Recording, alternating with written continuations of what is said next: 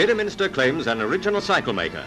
The first introduction to real austerity in the cycling world, a 5.5-inch roadster is made by Mr. Tabb.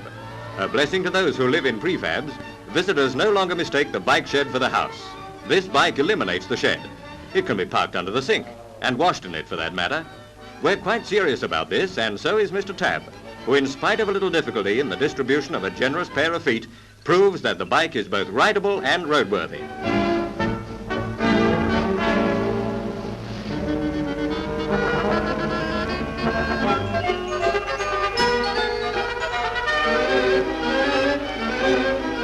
Ideal for the shopping housewife, it'll turn on the proverbial sixpence left her by the greengrocer.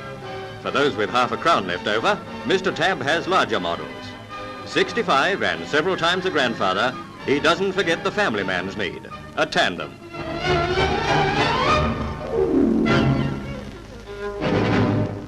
This is the home of Mr. Alfred Tabb, who's been a keen cyclist for the last 84 years.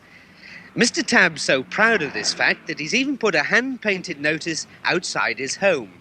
Alfred Tabb, cyclist. Alf's 88 years old, and as he told me this morning, still as fit as a fiddle. And there's nothing he likes to do better on a warm summer's day like this than to go for a ride in the park. Morning, Alf. Good morning. I was looking at the notices down there and it said no bicycles allowed, so don't the park authorities object? No, they know me very well. I've been riding about in here for years. They take no notice of me. Why don't they mind your bicycle? Well, they know they're very small and there's no danger. I don't go very fast. You haven't knocked anybody down yet? No, never. No. How big is this? This one is 12 inches high. This is the largest of my miniature bikes. The largest? This is the very largest. And is riding one of these good exercise? Oh, yes. Oh, yes. Well, I mean, can you get on it with your rheumatics? Oh, no, I never suffered a rheumatic.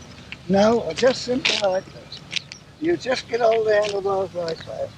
And you sit on the saddle, and you put one foot on like that, and then you put the other foot on here. Like that. And how far, when you're ready to start off, could you go? Oh, I could ride a quarter of a mile. Quarter of a mile? Yes. Without falling off? Yes, oh yes, yes. I'm so used to it, I don't fall off now. Yeah, I know you come for a ride in the park, but it isn't the sort of thing you could take on the main road. Oh no, I don't know, on account of traffic. You've never been on the main road? No, I mustn't ride on the main road. And this is very, very smooth somewhere, because the road's rather rough, you see. And I must have a smooth place to ride on. And you say this bicycle we've just seen isn't the smallest one you've built? No, this is the smallest. This one I claim is the smallest cycle in the world. And how big's this? This is 5.5 inches high, and the wheels are 2 inches. Well, isn't it? Can you manage to get on this one? Yes, oh yes, yeah. You're firmly on the saddle? Yes, it's very uncomfortable though. How many people do you think that are around today could ride this? I don't think anybody could. Anybody. I've offered £5 to any person that could ride a yard or two, and nobody's ever done it yet. Nobody's come forward at all? No, nobody, no. It's too small. And how far can you take it? I can ride a quarter of a mile. Quarter mile non-stop? Yes, non-stop. What's your top speed? About 6 miles an hour. 6 miles an hour. That's Yeah. with the tailwind, is it? Yes, that's top speed. Right. Let's see if we can move.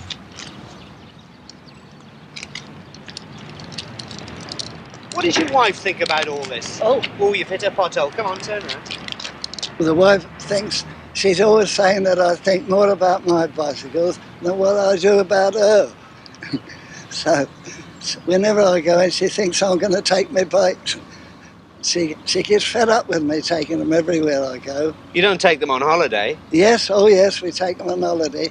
And I like to keep in practice, you see. That's why I take it with me on my holidays. Where'd you go, on the seafront? Yes, wherever it's nice and smooth.